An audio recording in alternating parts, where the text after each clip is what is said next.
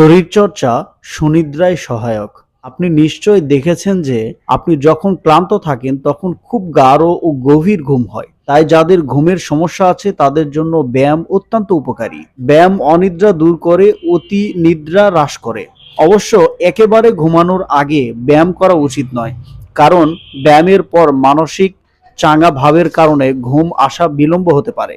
তাই নির্দিষ্ট সময়ে নিয়মিত ব্যায়াম করুন। সার্বিক জীবন ব্যবস্থায় উন্নয়নে ব্যায়ামে রয়েছে অপরিসীম ভূমিকা। দাম্পত্য জীবনে যৌন সুখ পুরো সংসারের জীবনেই প্রভাব পড়ে।